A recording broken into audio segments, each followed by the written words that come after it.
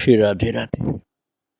भक्तों, गुरुजन अपने शिष्य को कितना संभालना चाहते हैं ये श्रद्धावान शिष्य ही समझ पाता है, और जो श्रद्धावान शिष्य नहीं होता वो नहीं समझ पाता है।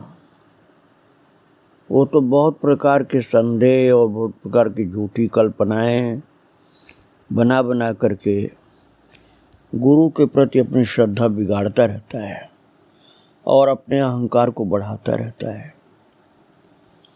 किंतु वास्तविकता ये होती है कि गुरु अपने शिष्य का सदा कल्याण चाहते हैं और उसको संभालने के लिए बहुत सावधान रहते हैं। लेकिन शिष्य को गुरु के इस भाव को समझना हर शिष्य के लिए संभव नहीं होता है। हाँ, भगवत दास जैसा कोई शिष्य हो तो उसको अपने गुरु की इस कृपा का अनुभव होता है। मैं कल आपको सुना रहा था कि एक दिन भगवत दास जी जब अपने गुरुदेव को प्रणाम करने गए तो गुरुदेव बोले कि भगवत दास, तुम्हें ध्यान है जब तुम पहली बार आए थे श्री वृंदावन धाम तो मेरे गुरुदेव को देखा था, अर्थात अपने दादा गुरु को देखा था, दर्शन किया था उनका। तब तुम्हारे दादा गुरु अर्थात मेरे गुरुदेव ने तुम्हें लक्ष्य करके मुझसे कहा था कि स्वामी हरिदास जी के प्रेम की थाती है, इसे संभाल कर रखना।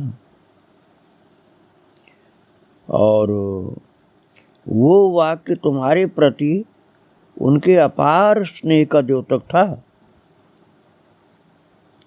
और इधर तुम्हारे मन में भी उनके प्रति जैसी श्रद्धा और निष्ठा रही वैसी मैंने किसी अन्य में नहीं देखी है। अर्थात तुम्हारे अंदर दादा गुरु के लिए भी श्रद्धा निष्ठा बहुत अच्छी है। जैसे अपने गुरु के प्रति श्रद्धावान हो ऐसे मेरे गुरु अर्थात दादा अपने दादा गुरु के लिए भी श्रद्धावान हो। इसलिए मैंने उस समय तुमसे कहा था कि गुरु जी से विरक्त वेश लेकर वृंदावन वास करो, किंतु तब तुमने मजबूरी जताई थी कि अभी प्राण प्यारे जो सखा तुम्हारा था उसके साथ लौट कर जाना पड़ेगा। वृंदावन वास के लिए दोबारा आऊँगा तभी वेश भी लूँगा। अब तुम दोबारा आए तो परिस्थितियाँ बदल चुकी हैं, क्योंकि महाराज जी अर्थात गुरुदेव, तात्पर्य तुम्हारे दादा गुरुदेव अब शरीर से नहीं है। मैं चाहता हूँ कि तुम आगे आने वाली फाल्गुनी पूर्णिमा को वेश ले लो। फिर वेश के बारे में समझाते हुए कहने लगे गुरुदेव, यूँ तो सब कुछ छोड़कर हृदय से श्री बिहारी जी महाराज के प्रेम में डूब जाना ही सच्चा वेश है। वेश धारण करके भी यदि मन संसार के सुख भोगों में लगा रहा तो वह वेश को वास्तव में धारण करना नहीं है। किंतु कई बार वेश कवच का कार्य करता है। कभी भूल कर भी रास्ता गलत हो जाए तो वेश ऐसा करने से रोकता है।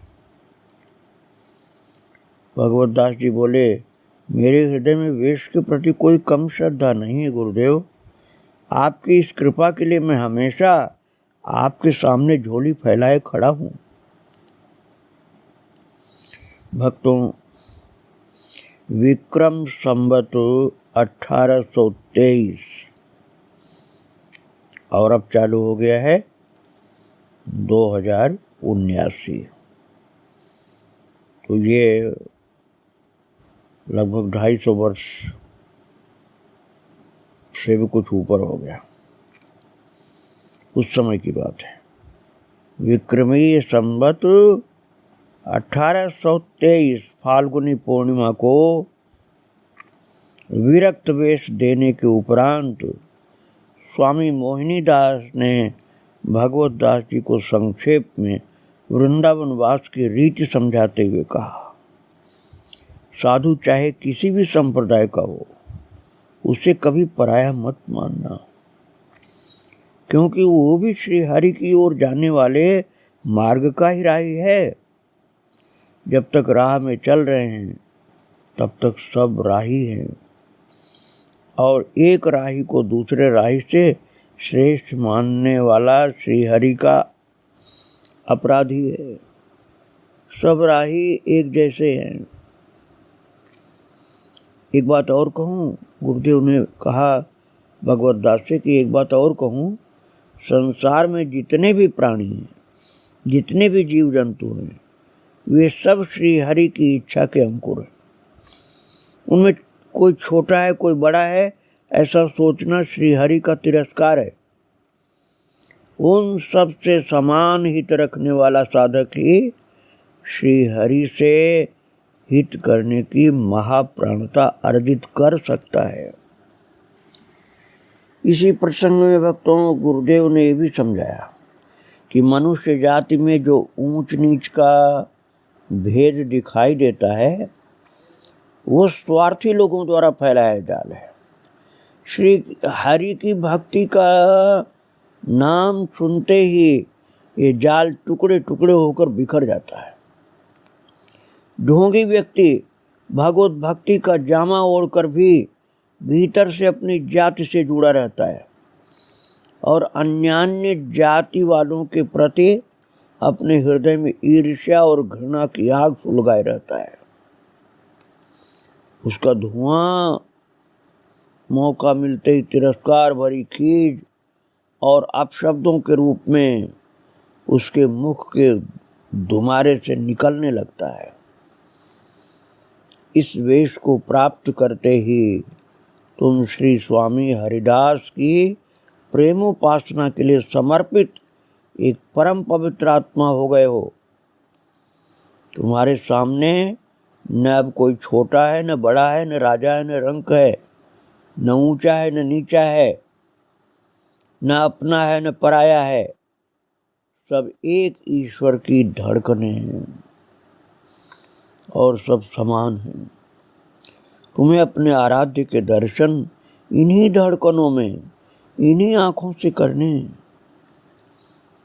जो लोग ये सोचते हैं कि हमने स्वामी जी के नाम की कंठी गले में बांध ली है, अब जब तक जीवित हैं तब तक भले ही लोभ काम के पालने में झूलते रहें, भले ही विषय रस की दुद्धि मुंह में लगाए रहें, मृत्यु के बाद हमें निकुंज मंदिर में प्रवेश तो मिल ही जाएगा, वे भुलावे और छलावे में फंसे हैं।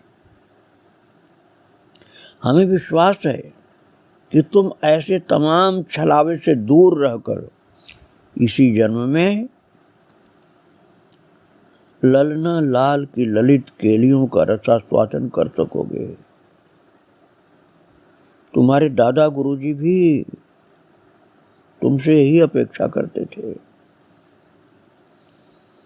भगवत दास जी जिन पाठों का पारायण पिछले 11-12 साल से करते आ रहे थे, उन्हीं का सारांश जब कलिंद नंदिनी के पवित्र किनारे पर आज उन्हें परम पूज्य गुरुदेव स्वामी ललित मोहिनी दास जी के मुखारविंद से दीक्षांत उपदेश के रूप में सुनने को मिला, वे एक क्षण के लिए किसी अज्ञात आश्चर्य में डूब गए। उन्होंने पुनः गुरु जी के चरण कमल में प्रणाम किया साष्टांग और अपनी मंजिल तक पहुंचने का आशीर्वाद प्राप्त किया और करवा उठाकर चलते हुए वृंदावन की लता कुंजों में विलीन हो गए। तात्पर्य भक्तों की जो मिट्टी का पात्र होता है, हरिदास जी की परंपरा में चलता है वृंदावन की मिट्टी का पात्र, उसको ले करके कुंजों में विलीन होने का तात्पर्य निकुंजों में प्रवेश कर गए वैराग्यवान जीवन के लिए। संसार में अपने को नहीं मिलाना चाहते थे, जिसे साधना बहुत उच्च कोटि की है। विरक्त वेश लेने के बाद भगवत दास जी के बाह्य परिवेश में एकदम परिवर्तन आ गया। अब वे हरिदासी संप्रदाय के अन्य साधुओं जैसे दिखाई देने लगे, किंतु उनके हृदय में कोई विशेष तब्दीली नहीं हुई। स्वामी मोहिनी दास जी भी उसमें कोई बदलाव नहीं लाना चाहते थे। फिर भी उनका आभ्यंतर श्यामा श्याम के जिस प्रेम से भीगा था, उसका रंग तो अधिक चमकीला हुआ ही।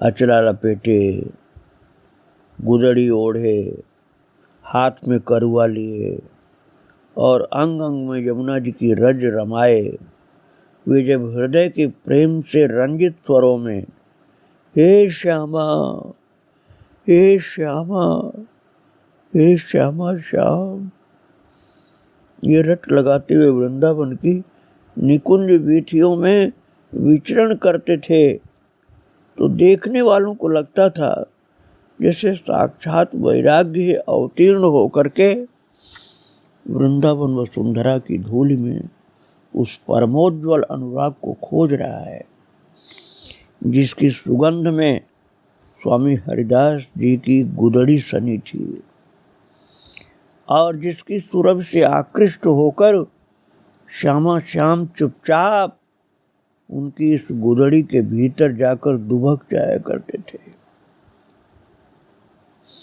भगवत दास जी की इस अद्भुत रीति को जो कोई भी देखता, वह आकृष्ट हुए बिना नहीं रहता।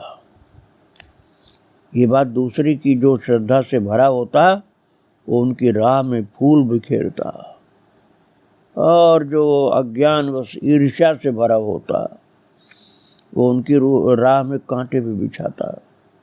किंतु भागवत दास जी को न फूलों की कीमत थी न कांटों की। फूलों की कोमल सुगंध पर लुब्ध नहीं होते थे और न कांटों की कठोर चुभन से विचलित होते थे। वे तो तन्मयता के दिव्य पदत्राण पहने हुए सबको जैसे रौंदते हुए आगे बढ़ते चले जा रहे थे। वे संत महात्माओं की वाणियों को पढ़ते सुनते, मंदिरों में जाकर सभी भागवत स्वरूपों को प्रणाम भी करते और शास्त्र पुराण आदि ग्रंथों को भी देखते, किंतु किसी भी सिद्धांत को अनुभव की कसौटी पर परखे बिना स्वीकार कर लेने की आदत उनकी नहीं थी, बिल्कुल नहीं थी। और भक्तों, बहुत ही महान पुरुष थे। अनुभव की ये प्रयोगशाला किसी मंदिर देवालय में नहीं खुल सकती थी। किसी हाट बाजार के किनारे भी ये स्थापित नहीं हो सकती। इसके लिए आवश्यकता थी ऐसे शांत एकांत स्थान की, जहाँ लोकेशनाओं से दबे मनुष्यों की कराहें सुनाई न दें। और भक्तों, गुरुदेव का आश्रम या निधिवन जैसे स्थान, जो स्वामी हरिदास जी की रसमयी साधना के प्रधान केंद्र माने जाते थे, उनकी श्रद्धा के केंद्र तो थे, लेकिन एकांत साधना की दृष्टि से वे अब अनुपयुक्त हो चले थे, क्योंकि भीड़ होती थी वहाँ। ऐसी स्थिति में भगवत दास जी यमुना जी की शरण में गए। वहाँ निर्मल पुलिन था, वृक्षों की शीतल छाया भी बिछी थी, पक्षियों का मधुर कलरव भी बड़ा मनोहर था और सुंदर सुगंधित समीर का आकर्षण भी था। किंतु ध्यान समाधि के लिए अपेक्षित एकांत का यहाँ भी अभाव था। यूँ तो पशुओं को चराते चराते ग्वाले भी कभी शीतल छाया के लोभ से और कभी गाय भैंसों के समूह को पानी पिलाते हुए आ जाते थे, किंतु विघ्न का कारण नहीं बनते थे। परेशानी और बाधा का असली कारण तो वे श्रद्धा भावना विहीन सैलानी हुआ करते थे, जो घंटों यमुना जल में धमा चौकड़ी मचाते हुए कुछ भी बका करते थे। वो थे परेशानी की जड़। भक्तों, ये बाधा अब उस जमाने से भी ज़्यादा हो गई। उस जमाने से भी ज़्यादा ये बाधा श्री वृंदावन धाम में देखने को मिलती है।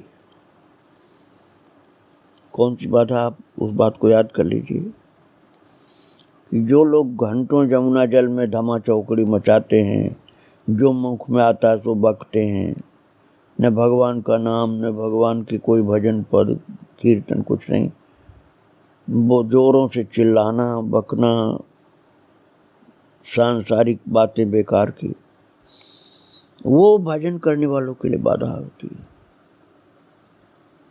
संत भक्त तो भजन करने के लिए यमुना जी किनारे बैठते हैं, और ये सैलानी लोग तो बस धमा चौकड़ी मचाते हैं, चिल्लाते हैं और मौज मस्ती के लिए आते हैं। मैं आपको इसलिए कह रहा हूँ कि ऐसा जो करते हैं वो लोग ऐसा न करें, तो वृंदावन के संतों भक्तों की सेवा करेंगे, नहीं तो अनजान में अपराध होता है उनसे। संतों को एकांत साधना में बाधा पड़ती है इससे। भगवत दास जी ने इस बात को समझा कि यहाँ तो यमुना जी में सैर सपाटे वाले बहुत बाधा डालते हैं, तो बीहड़ में बनी एक बावड़ी का ख्याल उनको आया, जहाँ पहले कभी प्राण प्यारे के साथ वृंदावन आने पर उन्होंने विश्राम करते हुए जल पिया था, उस वहीं पहुँच गए वो। और वो स्थान आज भी पहले की तरह ही सुनसान, एकांत और निर्जन था। प्राकृतिक सौंदर्य भी वैसा ही मोहक था। भगवत दास जी ने बावड़ी की एक परिक्रमा की, फिर गुरु जी का ध्यान करते हुए वहाँ की रज को आंखों से लगाया, और फिर बावड़ी की सीढ़ियों पर बनी हुई गुफाओं में से एक में अपना आसन जमा दिया। वहाँ रहते हुए भी वे पूर्ण रूप से भगवान में अपने मन को लगाने का निरंतर प्रयत्न करते थे। उनके लिए यद्यपि सहज हो चुका था, फिर भी सावधानी से प्रयत्न करते थे। पूर्व संस्कार के अनुसार प्रतिदिन प्रातःकाल गुरु स्थान में भी जाते थे। यमुना स्नान करके निधिवन में श्री बिहारी जी महाराज की झांकी भी करते थे, मधुकरी मांगकर पेट भी भरते थे, और ध्यान साधना के लिए भी समय निकालते रहे। कभी हरिदास जी का ध्यान करते, कभी निधिवन का, कभी बिहारी जी का, कभी दादा गुरु जी का, कभी गुरुदेव का, कभी यमुना महारानी का। और उसमें उनको श्रम होता था, फिर भी संतोष थोड़ा मिलता था, कभी नहीं भी मिलता था। तो वे उस आनंद के लिए जैसे तरस रहे थे, जो दादा गुरु स्वामी ललित किशोरी दास जी की कृपा से पहले पल वृंदावन आते ही उन्हें सहज उपलब्ध होने लगा था, और जिसमें निमग्न होकर वे रात भर देह सुध भूले यमुना जी की रेत में उन्मत्त से पड़े रहे थे। आज उस दिव्य सुख की याद आ रही थी कि दादा गुरु ने कृपा किया था, तो कैसी वो मेरी रात बीती थी, मुझे पता ही नहीं चला कि मैं एकांत में हूँ, यमुना जी के रेती में पड़ा हूँ।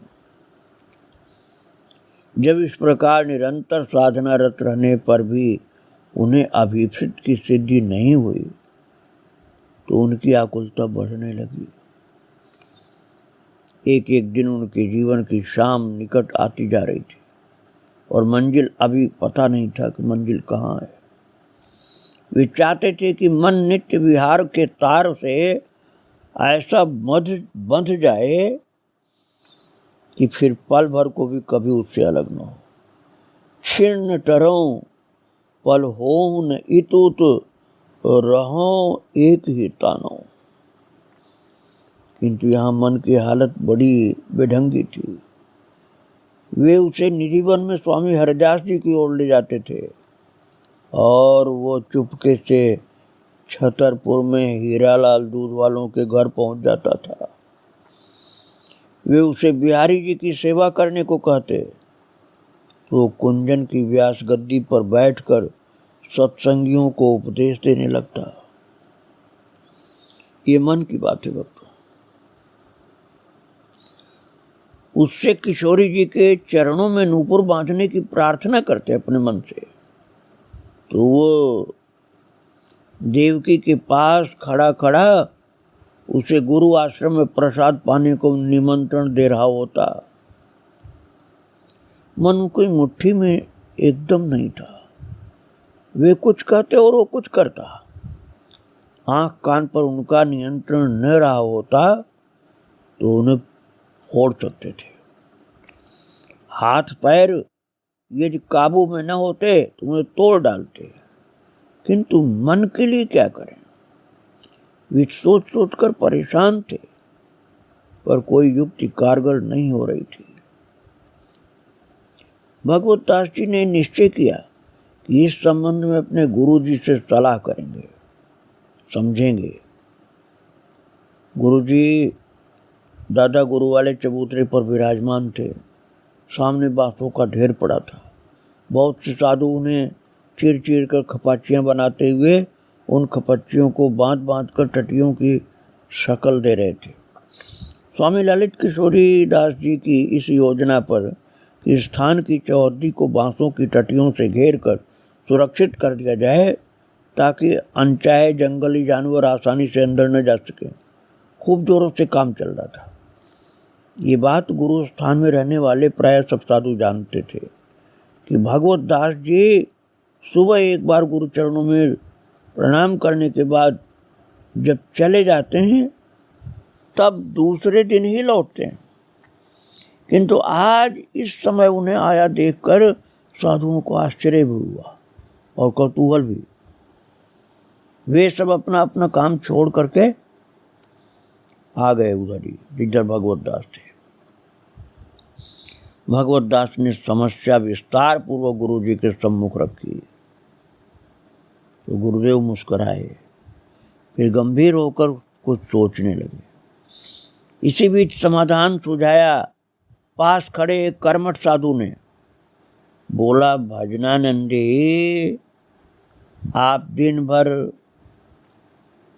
वृंदावन की गलियों में घूमते रहते हो और यहाँ गुरु जी के सामने बात करते हो भजन ध्यान की।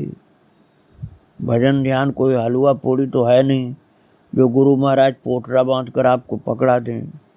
भजन ध्यान में मन लगाना है तो स्थान में रहो और हमारे साथ सेवा करो।